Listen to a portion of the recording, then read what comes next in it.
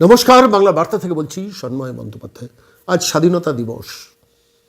আজ আমরা বাংলা থেকে একটু ভারতবর্ষে পৌঁছানোর চেষ্টা করি সেই দিন যেদিন আমরা সবাই ভুলতে বসেছি যে ভারত রাষ্ট্রের একটা মারাত্মক ক্রাইসিস তৈরি হয়েছে। ক্রাইসিসটা কেন্দ্রে দিল্লিতে। আমরা খবর রাখি না, আমরা পানিহাটিতে নির্মল ঘোষকে কটা ডিম ছোড়া হলো, কতটা মাটি ছোড়া হলো, কতটা জুতোর মালা তাকে পরানো হলো, এবং সেই নিয়ে ঘন্টার পর ঘন্টা বাংলার ইলেকট্রনিক মিডিয়ায় চর্চা হচ্ছে। কিন্তু সেই সময়ে দাঁড়িয়ে ভারত রাষ্ট্রের রাষ্ট্রীয় শক্তিতে একটি সংকট বড় তৈরি হয়েছে। অমিত শাহ খুব ক্রাইসিসে পড়েছেন। স্বাভাবিকভাবে বিজেপি, সর্বভারতীয় বিজেপি, তাঁরাও কিন্তু একটা বড় ক্রাইসিসের মুখে পড়েছেন, যেটা নিয়ে চর্চা হচ্ছে না, আলোচনা হচ্ছে না। কিন্তু কিছু তথ্য আপনাদের কাছে আজকের এই প্রতিবেদনে পেশ করছি। 13 তারিখ আপনারা জানেন যে পার্লামেন্টে বাদল অধিবেশন শেষ হলো, এবং সেই বাদল অধিবেশনের মধ্যে যে বিলগুলোকে পাশ করার কথা ছিল, এক দেশ এক ভোট, মহিলা সংরক্ষণ বিল, ডিলিমিটেশন বিল, এবং অবশ্যই এফসিআর বিল সহ আরও একাধিক বিল, কোনো বিলই কিন্তু পাশ করানো গেল না। ডিলিমিটেশন বিল, মহিলা সংরক্ষণ বিল, এক দেশ এক ভোট বিল, সমস্ত কিছু পেন্ডিং থাকলো। এবং সেইখান থেকেই তৈরি হয়েছে ক্রাইসিসটা। কত বড় ক্রাইসিস, যে ক্রাইসিসে কিন্তু ভারত রাষ্ট্রীয় ব্যবস্থার মধ্যে অমিত শাহ চেয়ারটাকেও অনেকটা দুর্বল করে দিয়েছে, কিন্তু কিছুটা টলিয়েও দিয়েছে।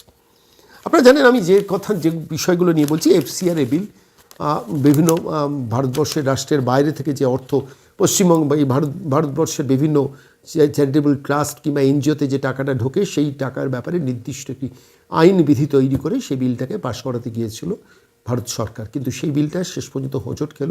জেডি ভান্স, যা খবর পাওয়া গেছে যে মার্কিন যুক্তরাষ্ট্রের ভাইস প্রেসিডেন্ট, তিনি ফোন করেছেন নরেন্দ্র মোদীকে। পরবর্তীকালে আমরা দেখলাম যে সেটি জয়েন্ট পার্লামেন্টারি কমিটিতে পাঠিয়ে দেওয়া হয়েছে। সব কিছু তথ্যই কি শুধু এতটা সাদা চোখে আমাদের দেখা ঠিক হবে? আমি কেন আজকে আপনাদের কথা বলছি, যে দেখুন, অমিত শাহ দুর্বল হলে বিজেপি দুর্বল হবে। তার কারণ এই মুহূর্তে দাঁড়িয়ে ভারতবর্ষের লোকসভায় 240টা আসন নিয়ে বিজেপি অবস্থান করছে। তার সঙ্গী জোট মিলিয়ে একটা সার্বিকভাবে মেজরিটি আছে, এটা নতুন করে বলার অপেক্ষা রাখি না। কিন্তু সংকটটা কোথায় সেটা হচ্ছে, আপনারা জানেন যে 4 মে 2026 পশ্চিমবঙ্গের মাটিতে যখন পরিবর্তন এলো, পরিবর্তনের সরকার এলো, প্রবল পরাক্রমে কিন্তু বিজেপি সর্বভারতীয় নেতৃত্ব পশ্চিমবঙ্গকে গুরুত্ব দিল। সারা ভারতবর্ষ থেকে একাধিক রাজ্যের মুখ্যমন্ত্রীরা উড়ে এলেন, ভারতবর্ষের প্রতিরক্ষামন্ত্রী এলেন, ভারতবর্ষের প্রধানমন্ত্রী এলেন, ভারতবর্ষের স্বরাষ্ট্রমন্ত্রী এলেন, তাদের সামনে শপথ গ্রহণ অনুষ্ঠান হলো, এবং তারপর থেকেই তৃণমূল কংগ্রেস ভাঙা শুরু হলো। NCPI, national citizen party of India, যার নাম কেউ কোনোদিন আমরা শুনিনি, সেই পার্টিটা গঠিত হলো, এবং সেই পার্টিতে জয়েন করলেন একসঙ্গে 20 জন সাংসদ, যা অভাবনীয়। আমরা কেউ কোনোদিন ভাবতে পারিনি যে তৃণমূল কংগ্রেসের 28 জন সাংসদের মধ্যে 20 জন সাংসদ আচমকা একটা নতুন ভেলাতে উঠে বসবে। আপনারা সবাই চমকে গিয়েছেন, আমরাও চমকে গিয়েছিলাম, এবং লক্ষ্য ছিল পরিষ্কারভাবে 2/3 মেজরিটি করে লোকসভায় সমস্ত বিলগুলোকে পাশ করিয়ে নেওয়া। এনসিপিআই গেল, তার সঙ্গে আপনারা জানেন উদ্ধব ঠাকরের 6 জন সাংসদ বিজেপিতে জয়েন করলেন। রাজ্যসভায় আম আদমি পার্টির রাঘব চাড্ডার নেতৃত্বে 7 জন সাংসদ বিজেপিতে জয়েন করলেন। টিএমসির 3 জন সাংসদ তারা সরাসরি তৃণমূল কংগ্রেস থেকে পদত্যাগ করে আবার বিজেপির হয়ে তারা রাজ্যসভায় গেলেন। সুখেন্দু শেখর রায়, প্রকাশ সিং বাড়াই, সুস্মিতা দেব, এদের কথা আপনারা জানেন। এই যে অঙ্কটা বিজেপির সর্বভারতীয় লেভেল থেকে তৈরি হয়েছিল, সেই অঙ্কর মাস্টারমাইন্ড কিন্তু ছিলেন ভারতবর্ষের স্বরাষ্ট্রমন্ত্রী অমিত শাহ। তিনি সম্পূর্ণত এই এন্টায়ার এপিসোডটাকে পরিচালনা করছেন, যে ভারতবর্ষের 2/3 মেজরিটি নিয়ে এই বিলগুলোকে পাশ করাতে হবে, এবং 2/3 মেজরিটি লোকসভার ক্ষেত্রে 543-এর মধ্যে সংখ্যাটা হচ্ছে 360। সেই 240 থেকে 360-এর কাছে পৌঁছবো কি? সব মিলিয়ে যা হিসেব বলছিলাম, আমি হিসেবে ডিটেলসে যাচ্ছি না, যে এনসিপিআই অর্থাৎ তৃণমূল কংগ্রেসের 20 জনকে নিয়ে, উদ্ধব ঠাকরের 6 জনকে নিয়ে যে সংখ্যাটা দাঁড়িয়েছিল, সেই সংখ্যাটা বলছে এই মুহূর্তে দাঁড়িয়ে যে 360-এর মধ্যে সংখ্যাটা গিয়ে দাঁড়িয়েছিল 324। তাহলে বাকি আসনগুলো কী হবে? সেই আসনের মধ্যে ডিএমকে, স্ট্যালিনের ডিএমকে তামিলনাড়ুতে, তাদের সংযুক্ত করার ব্যবস্থা করা হয়েছিল। আপনারা জানেন তামিলনাড়ুতে নতুন সরকার এসছে, থলপতি বিজয়, তিনি মুখ্যমন্ত্রী হয়েছেন। স্ট্যালিনের সঙ্গে কংগ্রেসের বিরোধিতা হয়েছে। স্ট্যালিনের যে 22 জন লোকসভার সদস্য ছিল, সেই 22 জন সদস্যকে নিয়ে সরাসরি স্ট্যালিনের সঙ্গে বিজেপির একটা স্বাভাবিক সৌহার্দ্য সম্পর্ক তৈরি হলো। যে স্ট্যালিন একসময় বিজেপির প্রচণ্ড বিরোধী ছিল, যেহেতু কংগ্রেসের বিরোধী স্ট্যালিন, স্বাভাবিকভাবে কংগ্রেসের বিরোধী বিজেপি, সুতরাং স্ট্যালিনের সঙ্গে বিজেপির সখ্যতা হলো। বিজেপি ভাবলো বা চিন্তায় আনলো এটা এবং তারা কথাও চালালো যে এই 22 জন লোকসভার সদস্য এবং 8 জন তাদের রাজ্যসভার, এরা সরাসরি এই বিলগুলোতে সাপোর্ট দেবে। এই অঙ্ক নিয়ে ডিএমকের 22 জনকে সংযুক্ত করে সংখ্যাটা লোকসভায় দাঁড়ালো 346, তাও 14 জন সাংসদ শর্ট। এবং সেই 14 জন সাংসদ কোন কোন দল থেকে আসবে তার জন্য যখন পাটিগণিত বীজগণিত জ্যামিতি তৈরি হচ্ছিল সর্বভারতীয় বিজেপিতে, সেই সময় ঘটলো একটা আচমকা ঘটনা। সেটা হচ্ছে স্ট্যালিন বেঁকে বসলেন। তার কারণ স্ট্যালিনের যুক্তি ছিল, ডিএমকের যুক্তি ছিল যে উত্তর ভারত মধ্য ভারতে যখন লোকসভার সদস্য সংখ্যা বাড়বে, তামিলনাড়ুর ক্ষেত্রেও বা দক্ষিণ ভারতের ক্ষেত্রেও একইভাবে একই ফর্মুলাতে সাংসদ সংখ্যা বাড়াতে হবে। সেটা আপনারা জানেন ইতিমধ্যে যে জনবিন্যাস অনুযায়ী যেখানে জনবসতির ঘনত্ব আছে সেই অনুযায়ী লোকসভার আসন বাড়ানোর পরিকল্পনা ছিল বিজেপি, এবং তাতে বিজেপি 2029 লোকসভা নির্বাচনে অনেকটা বেনিফিট পেত। তার কারণ উত্তর ভারতের সিট বাড়া মানে বিজেপির অ্যাডভান্টেজ। আর উত্তর ভারতে জনবসতির ঘনত্ব অনেক বেশি। দক্ষিণ ভারতে তামিলনাড়ু, কর্ণাটক, কেরল এসব জায়গায় জনবসতির অতটা ঘনত্ব নেই। ফলত সেখানে যতজন আসন বাড়বে তার থেকে অনেক বেশি আসন বাড়ার কথা উত্তর ভারতে। স্ট্যালিন বিজেপিকে সরাসরি এই শর্ত দিল যে একইভাবে যদি 50% গ্রোথ, অর্থাৎ ইউপিতে যতজন সাংসদ সংখ্যা আছে তার যদি 50% বাড়ানো হয় তাহলে তামিলনাড়ুতেও সেটা বাড়াতে হবে। ধরুন পশ্চিমবঙ্গে 42 জন সাংসদ আছে, তাহলে পশ্চিমবঙ্গে সাংসদ সংখ্যা বাড়াতে গেলে ডিলিমিটেশন বিলে 42টা হবে 63, অর্থাৎ 21 জন বাড়বে। ঠিক একইভাবে তামিলনাড়ুতেও ওইভাবে বাড়াতে হবে। শুধু উত্তর ভারতে বাড়ালে হবে না, একই ওই রেশিওতে বাড়াতে হবে এবং বিল পেশ করার সময় সেটা লিখিতভাবে সেখানে লেখা থাকবে। বিজেপি রাজি হলো না। বিজেপি তখন দর কষাকষি করছিল, ভাবছিল যে কংগ্রেসের সঙ্গে বিরোধিতা দেয়, আলটিমেটলি স্ট্যালিন আমাদের পাশে এসে দাঁড়াবে। স্ট্যালিন কিন্তু উল্টে ঘুরে গেলেন। তামিলনাড়ু বিধানসভায় সর্বদলীয় যে প্রস্তাব পেশ হলো, যে প্রস্তাবে বিজেপির অবস্থানকে বিরোধিতা করা হলো, স্ট্যালিন সেখানে সাপোর্ট দিয়ে দিল। অর্থাৎ স্ট্যালিনের 22 জন সাংসদ প্র্যাকটিক্যালি লোকসভায় এই বিলকে সাপোর্ট করবে না, এরকম একটা জায়গায় পৌঁছলো। আচমকা সংখ্যাটা 324 থেকে 346 থেকে 22 কমে দাঁড়ালো 324। অর্থাৎ যেটা আলটিমেটলি দাঁড়ালো যে 324কে হতে হবে 360, অর্থাৎ 36 জন সাংসদের ঘাটতিতে বিজেপি অবস্থানে দাঁড়িয়ে রইল। এবং সেই অবস্থানে দাঁড়িয়ে এই এনসিপিআই যে 20 জনকে অ্যাসিওরেন্স দিয়ে নিয়ে যাওয়া হয়েছে যে আপনারা চলুন একটা নতুন প্ল্যাটফর্মে উঠুন, পরবর্তীকালে ঋতব্রত তৃণমূল সিম্বল পেয়ে গেলে তখন তাতে আপনারা জয়েন করে যাবেন। না হলে হয়তো ভবিষ্যতে বিজেপির সাপোর্টে এরা লোকসভায় অনেকে পৌঁছবেন। কিছু না কিছু অঙ্ক পাটিগণিত বীজগণিত হয়েছিল। কী হয়েছিল আপনারা সবাই জানেন, আমি সেই ব্যাখ্যায় যাচ্ছি না। অঙ্কর গেরোয় পড়ে গেল বিজেপি। 36টা আসন, অর্থাৎ ডিএমকে বেঁকে বসাতে 36টা আসন কম থাকলো 2/3 গরিষ্ঠতা থেকে। পড়ল বিজেপি সমস্যা এবং আলটিমেটলি বাদল অধিবেশন 13 তারিখ শেষ হয়ে গেল, পাশ করালো গেল না এই 3টে বিল। এবং এর সামনে বিজেপির হাতে দুটো অপশান থাকলো, একটা বিশেষ অধিবেশন ডেকে বিলগুলোকে পাশ করানো, সেখানে যদি ততদিনের সংখ্যা বিভিন্ন দল থেকে জোগাড় করে নেওয়া যায়, অথবা শীতের অধিবেশনের জন্য অপেক্ষা করা। শীতকালীন অধিবেশন কবে? নভেম্বর মাসের 3য় সপ্তাহ পর শীতকালীন অধিবেশন হবে। আজকে কোন মাস? অগাস্ট মাস। অগাস্ট মাসের মধ্যবর্তী সময়, সেপ্টেম্বর, অক্টোবর, নভেম্বরের 2 সপ্তাহ, অগাস্টের 2 সপ্তাহ, প্র্যাকটিক্যালি 3 মাস, 90 দিন বাদে শীতকালীন অধিবেশন। এই অবস্থায় এই পশ্চিমবঙ্গ থেকে যে তৃণমূল ভাঙা হয়েছিল, সেই তৃণমূলের যে সদস্যরা 20 জন সদস্যরা কি করবেন?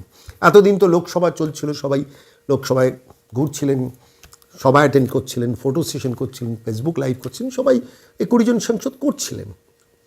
এখন তারা কি করবেন? তাদের তো পশ্চিমবঙ্গে ফিরতে হবে। পশ্চিমবঙ্গে ফিরে রচনা বন্দ্যোপাধ্যায় হুগলিতে গিয়ে এনসিপিআইয়ের কোন অফিসে বসবেন? মালা রায় দক্ষিণ কলকাতার কোন অফিসে বসবেন? প্রসূন বন্দ্যোপাধ্যায় হাওড়ার কোন অফিসে বসবেন? অবস্থা একটা জটিল সমীকরণের দিকে গেল। এবং এইখান থেকে দাঁড়িয়ে যে পরিস্থিতিটা তৈরি হচ্ছে, আজকে আমি আপনাদের কাছে বাংলা বার্তা এত বড় কথা বলছি, অচিরেই হয়তো সেপ্টেম্বর মাসের মধ্যেই এনসিপিআই, ন্যাশনাল সিটিজেন পার্টি অফ ইন্ডিয়ার একঝাঁক সাংসদ আবার মমতা বন্দ্যোপাধ্যায়ের কাছে ফিরতে চলেছেন, বলছি না ফিরছেন। তার নির্দিষ্ট কতগুলো ঘটনা ঘটেছে। কপিল সিবাল আপনারা জানেন, 10ম তফসিল, উদ্ধব ঠাকরের দল ভাঙা এবং তাকে স্পিকারের স্বীকৃতি দিয়ে দেওয়া, বিজেপিতে তারা চলে এসছেন বলে, সেইটা নিয়ে মামলায় চলে গেছেন সুপ্রিম কোর্টে। সেই মামলা হিয়ারিং, কেন্দ্রীয় সরকারকে তার অবস্থান জানাতে বলেছেন সুপ্রিম কোর্ট। একদিকে এই ঘটনা ঘটেছে, অন্যদিকে তৃণমূল কংগ্রেস, কালীঘাট তৃণমূল কংগ্রেসের পক্ষ থেকে ব্রিফ ইতিমধ্যে রেডি হয়ে গেছে। আমার কাছে যা খবর সেটা হচ্ছে আগামী সপ্তাহে সেই মামলাটা সুপ্রিম কোর্টে ফাইল হচ্ছে। অর্থাৎ তৃণমূল কংগ্রেসও গিয়ে বলছে যে এই ভাঙনটা সম্পূর্ণ বেআইনি। তার পেছনে কিছু অঙ্ক তারা দেখাচ্ছে। আপনারা জানেন যে 20 জন সাংসদের সদস্যপদ বাতিলের জন্য ইতিমধ্যে তৃণমূল কংগ্রেসের পক্ষ থেকে 2বার ডেপুটেশন দেওয়া হয়েছে স্পিকারের কাছে, ওম বিড়লার কাছে। আপনারা জানেন যে নির্বাচন কমিশনের কাছে ঋতব্রত তৃণমূলের ভাঙনের ব্যাপারে বারবার যাতে ঋতব্রত তৃণমূলরা জোড়া ফুল প্রতীকটা না পান তার জন্য 2বার ডেপুটেশন হয়ে গেছে। নির্বাচন কমিশন এখনও পর্যন্ত ঋতব্রত তৃণমূলকে জোড়া ফুল চিহ্নটা দিচ্ছেন না। স্পিকার এনসিপিআইকে আলাদা দল হিসেবে স্বীকৃতি লোকসভার মধ্যে দিচ্ছেন না। অর্থাৎ তাদের সমস্যার জায়গাটা হচ্ছে কি জ্ঞানেশ কুমারের নির্বাচন কমিশনের, কি ওম বিড়লার স্পিকারের।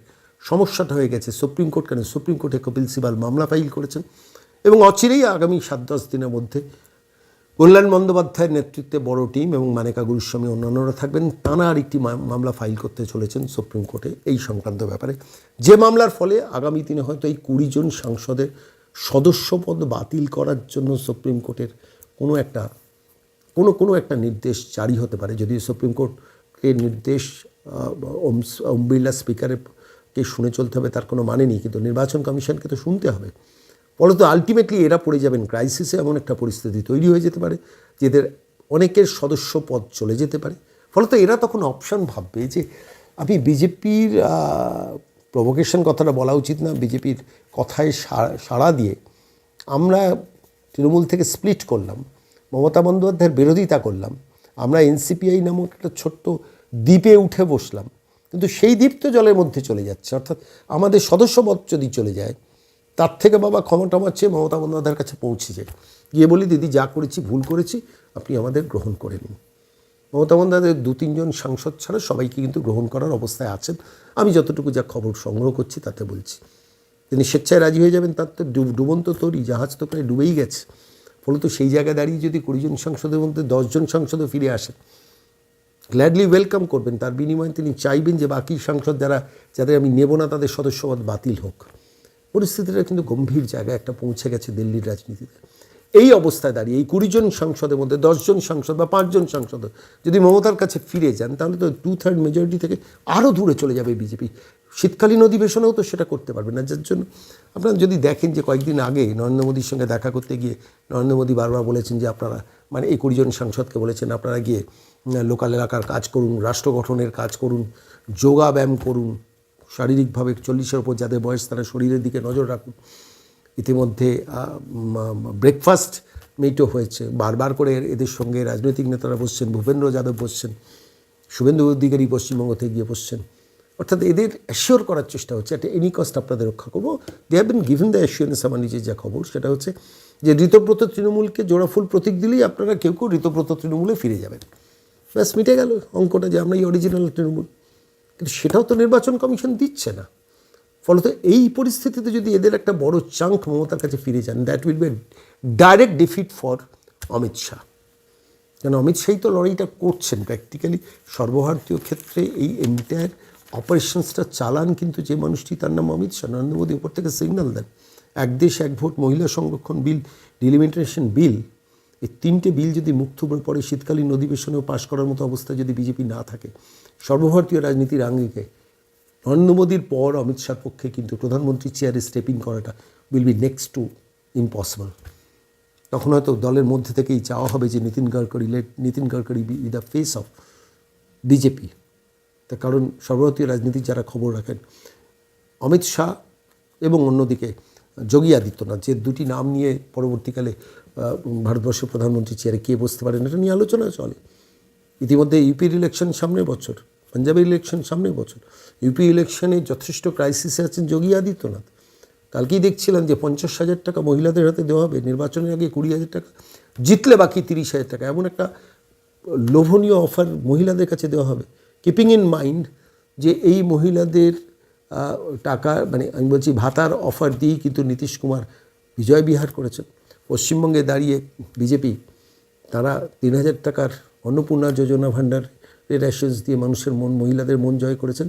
ফলত উত্তরপ্রদেশের মাটিতে আমরা 50,000 টাকা করে প্রত্যেক মহিলাকে দেবো, নির্বাচনের আগে 20,000, জিতলে 30,000।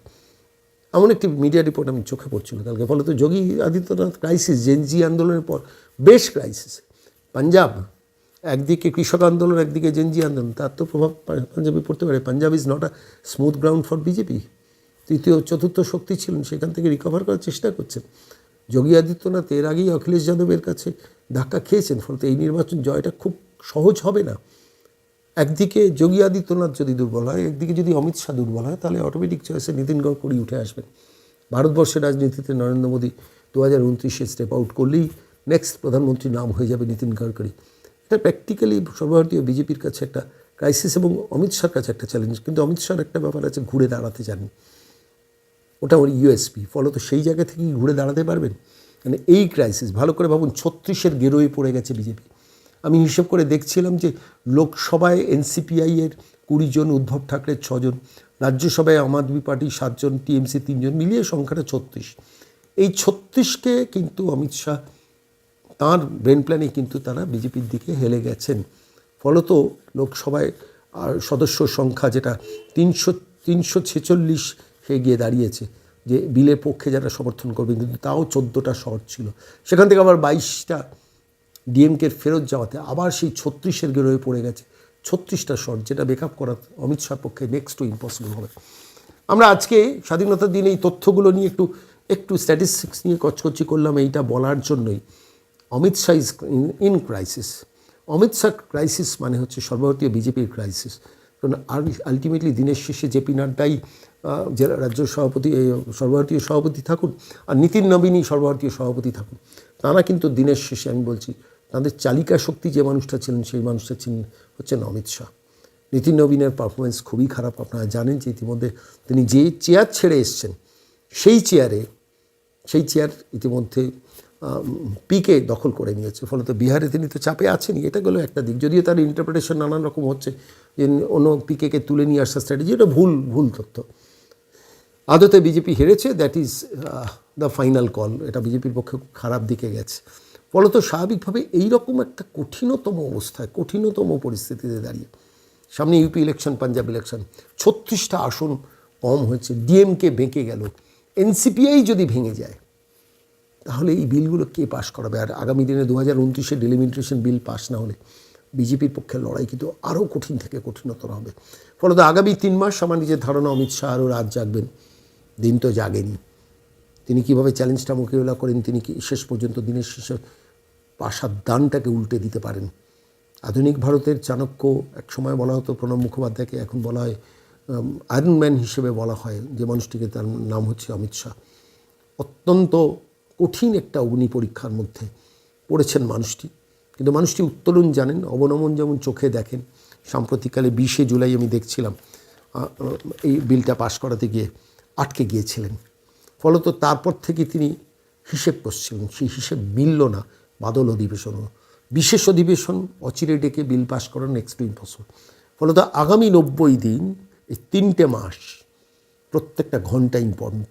তার কারণ ইতিমধ্যে ইন্ডিজোট আবার পারসেপশন বিল্ড করছে। মমতা বন্দ্যোপাধ্যায় ইন্ডিজোটের অগাস্টের বৈঠকে দিল্লিতে যাচ্ছে, পিকে ইন্ডিজোটে ঢুকছেন। অখিলেশ সময় দিতে পারবে না, কিন্তু অল আউট ইন্ডিজোট শক্তিশালী হোক চাইবেন। পাঞ্জাবকে মাথায় রেখে অরবিন্দ কেজরিওয়ালও কংগ্রেসের সঙ্গে দূরত্ব থাকলেও একদম নিজেদের বিযুক্ত করবেন বলে মনে হয় না। উদ্ধব ঠাকরে আরও প্রবলভাবে চেষ্টা করবেন ইন্ডিজোটকে শক্তিশালী করতে। বামেরা শক্তিহীন, কিন্তু তাও বিজেপির থেকে রক্ষা পাওয়ার জন্য ইন্ডিজোটের শরিক হিসেবে যথাযথ ভূমিকা পালন করবেন, কিন্তু আদতে খুব বেশি কিছু দাঁড়াবে না। তার কারণ এদের সবারই অন্য নিজস্ব স্বার্থের সংঘাত আছে। এটা অমিত শাহ থেকে ভালো কেউ জানেন না। বলতো সেই গলিপথ দিয়ে কীভাবে উত্তরণ করবেন, 2/3 ভোট জোগাড় করবেন, এই 3টে অত্যন্ত বিজেপির পক্ষে ক্রুশিয়াল বিলের জন্য। সেটা সময় উত্তর দেবে। তবে লোকটির নাম অমিত শাহ, মানে ইম্পসিবল কথাটা তিনি তার ডিকশনারিতে লেখা নেই বলে অন্তত আপাত দৃষ্টিতে মনে হয়, এবং পার্মানেন্টলি সেটা মনে হবে কি না সেটা প্রমাণ কিন্তু তিনিই দেবেন।